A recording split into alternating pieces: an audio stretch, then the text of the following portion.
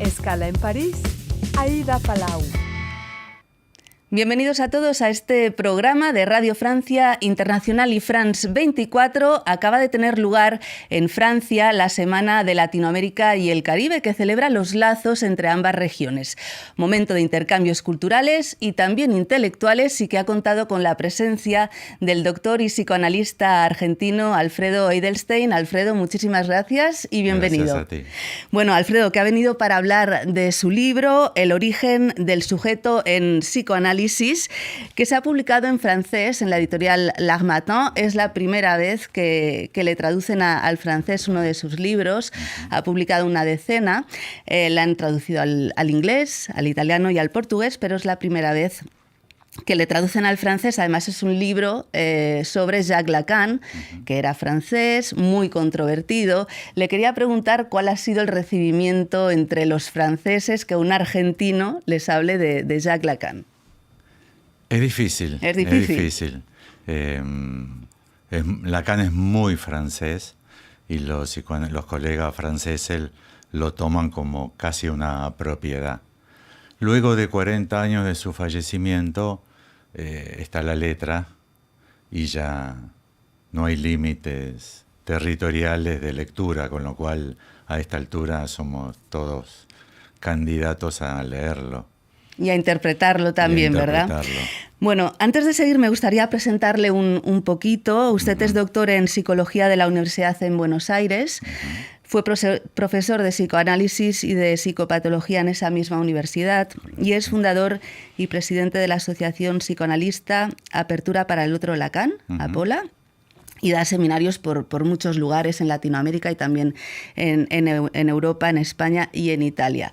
Alfredo, como no todo el mundo está familiarizado con el psicoanálisis, le voy a hacer una pregunta muy simple, tal vez la respuesta no lo sea tanto. ¿Qué es el psicoanálisis? Hay que contextuarlo, es una diferencia. Es una diferencia respecto de la psicología y es una diferencia respecto de la psiquiatría. O sea, es una psicoterapia que se localiza desde hace 120 años con una diferencia específica. Y es el tratamiento del sufrimiento humano suponiendo la existencia del inconsciente. En psiquiatría no se lo supone, no lo requieren, la medicación funciona y están bien. Y en psicología se trabaja con la suposición de lo normal y lo patológico. En psicoanálisis, que es una gran dificultad, trabajamos con el inconsciente, suponiendo entonces que las causas del padecer son desconocidas para quien lo sufre. Y la invitación es a un trabajo de establecimiento de esas causas para la cura. He leído que desde pequeño ya tenía esa vocación de ser psicoanalista, que luego, bueno, se fue por otros derroteros más de investigación. ¿Hubo algo que hizo que usted quisiera psicoanalizar a la gente?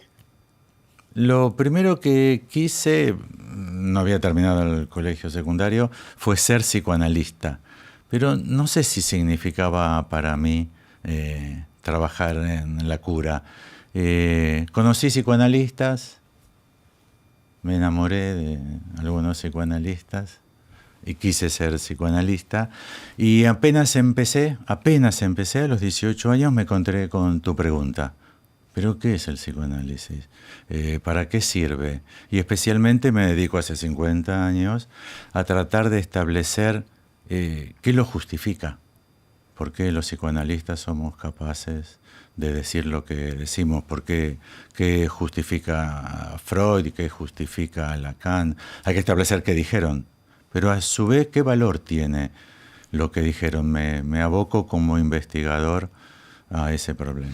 Justamente lleva décadas, ¿no?, estudiándolos. Sí. Se ha centrado en dos aspectos. El primero es disipar esa ambigüedad que existe entre los dos. ¿Cuál es la diferencia entre Freud y Lacan? De forma muy didáctica. Sí. De hecho, desambiguar Freud y Lacan es una expresión que yo introduje en el psicoanálisis, aprovechando de Wikipedia, que propone algunos términos, requieren desambiguar. La gran diferencia es que para Freud todo se origina en el cuerpo biológico, las pulsiones de vida y muerte, las primeras experiencias de satisfacción e insatisfacción que se registran en cada uno. Eso es Freud. Lacan propone que todo se inicia en el campo del otro, que es el lenguaje, que es la sociedad, que es la cultura, y que cada uno de nosotros viene a alojarse en un lugar particular dentro de ese sistema, pero que en realidad la base de sustentación es el discurso. En Freud es el cuerpo biológico, la base de sustentación de sus argumentos, y la base de sustentación de los argumentos de Lacan son discursivos. Hay algo que me ha llamado mucho la atención preparando la entrevista. Usted dice que Lacan admitió que fracasó. Bueno, recordemos que fue, apartado del psicoanálisis en Francia. Usted dice que él fracasó porque, según él, nadie le entendió y se pasó media vida diciendo que él no decía lo que los otros decían que él decía. Es justamente este segundo aspecto el que le interesa. ¿Qué dijo y qué no dijo Lacan y por qué la gente se empeñó en decir lo que no había dicho? Lo que Lacan no dijo es que lo que él decía era lo mismo que decía Freud. Y lo que ha quedado establecido como la versión más popular de Lacan es que Lacan toma a Freud, lo refresca un poco y lo continúa. Eso produce un movimiento que se llama freudio-lacanismo, que es en general la posición de los colegas lacanianos. Se reconocen freudio-lacanianos. Lacan lo que propuso es el retorno a Freud, que se hizo muy famoso, pero me atrevo, vos me dirás, a hacer de vuelta un tour en francés, porque lo que Lacan propuso es retourner, que es darle la vuelta, no estrictamente volver. ¿No? El Tour de France, o sea, retourner es darle la vuelta, un periplo, en griego es periplo. Y darle hay una confusión de término. Claro, pero más que nada es un problema de espíritu, porque me parece que Freud es el que siempre termina triunfando y es el modelo freudiano. En ese sentido, hay que decir que vivimos en un mundo muy biologicista. O sea que para todos es muy fácil pensar que nos originamos en el cuerpo. El hambre, la sed, el deseo sexual. Y entonces las pastillas o las drogas se insertan en una estrategia. O sea, el psicoanalista fue arrastrado por la época en una corriente muy biologicista. O sea, que Lacan no triunfó.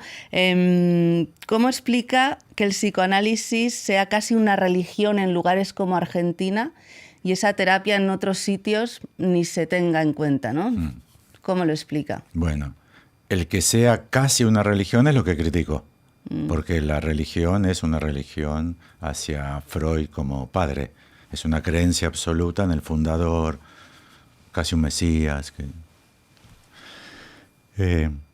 ¿Por qué tanto psicoanalista argentino? De hecho, el psicoanálisis en el mundo, en muchas ciudades, se origina por psicoanalistas argentinos que por la dictadura u otros motivos económicos.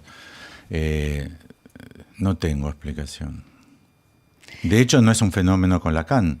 Ya con Melanie Klein, que es la escuela inglesa, también había más psicoanalistas kleinianos en Buenos Aires que en Londres. No sé, me parece que... Se ha desplazado un poco, ¿no?, el centro del psicoanálisis. No sé si en Europa, estará de acuerdo conmigo, hay una especie de declive del psicoanálisis en favor de otras terapias que vienen de otros horizontes, ¿no? Pues tal vez más alternativas y no tan centrada en esa terapia tan europeocentralista, digamos. No sé si está de acuerdo conmigo que hay una especie de declive, o tal vez no, ¿eh? Mi impresión es que en Europa sí. En Europa sí. En Latinoamérica no, ¿eh? En Latinoamérica, en Brasil, en Argentina, tiene un crecimiento sostenido y notable. Mi impresión es que la decadencia del psicoanálisis en Europa es porque la actitud del psicoanálisis es decadente. O sea, se niega a ir hacia el futuro y propone volver a los estilos de familia, de sexualidad, de padre, volver a Freud. Entonces el psicoanálisis está implicado en su propia decadencia, porque no admite progreso. Demasiado conservador. Conservador. No se ha sabido adaptar a los nuevos tiempos. Quedó ortodoxo, conservador, como político, en términos generales. O sea, el psicoanalista es alguien que propone que no hay que cambiar. Y entonces está muy peleado con el presente y el futuro porque todo cambia. O sea, no está en manos de nadie la posibilidad de evitar que el mundo cambie. Quizás podamos incidir hacia dónde cambia un poquito, muy poquito. Pero el psicoanalista se ha quedado aferrado al retorno. De hecho, muchos políticos de mucha vigencia en la actualidad también proponen retornar. El eslogan de Donald Trump es volvamos a ser la América que fuimos. Volvamos. En general los discursos de derecha que están tan prósperos en la actualidad proponen volver. Y los discursos de izquierda no proponen nada porque proponían avanzar hacia algo que no sienten que no se sostiene, el comunismo, el socialismo. Con lo cual me parece que el psicoanálisis ha quedado de modé, pero por voluntad propia. O sea, no hay progreso. Y sin embargo las cosas no van hacia lo mejor, pero cambian permanentemente. El psicoanálisis no está. Yo en este libro propongo un nuevo modelo, tomado de la cosmología moderna, 1930, hace 100 años, 1940, que brinda una gran posibilidad de pensar problemas en psicoanálisis, pero que tiene el espíritu del avance, o sea, algo heterodoxo. El psicoanálisis tiende a lo ortodoxo. Por eso va a religión, por eso has dicho religión, porque es una propiedad de las religiones, no cambiar. ¿Y siente que hay una especie de apertura o disposición a eso en algunos sectores del psicoanálisis o es una causa perdida? Con los viejos sí, con los viejos es causa perdida. Apola en este momento es una comunidad que yo tuve la suerte con otros colegas de fundar hace décadas, y es una sociedad que ya tiene una comunidad de más de 2.000 personas en todo el mundo. Por varios países, ¿no? Sí, en todo el mundo, y en general la gran mayoría son jóvenes. O sea, la chance es ofrecer un psicoanálisis concebido moderno a los jóvenes, pero moderno no quiere decir tales y tales conceptos, sino que estamos estudiando en la innovación, estamos investigando. Los psicoanalistas más bien leen a Freud como se lee un texto religioso para seguir conservando el espíritu de la ortodoxia. Bueno, pues ya no nos queda más tiempo, Alfredo. Muchísimas gracias y recordemos que se acaba de publicar en francés El origen del sujeto en psicoanálisis. Le deseamos muchísima suerte. Muchas gracias a ella. Y gracias a todos ustedes por habernos acompañado. Ya saben que también nos pueden seguir en internet en rfimundo.com y en france24.com. Hasta pronto, amigos. La historia de nuestro mundo está en constante cambio. El flujo de información es cada vez mayor. Estamos ahí con todos los temas. Nos comprometemos con la verificación, desde el terreno, en todas las circunstancias, para anticipar el futuro y entender el presente. Lo acompañamos 24 horas, 7 días a la semana. France 24, una mirada diferente a la actualidad. Liberté, égalité, actualité.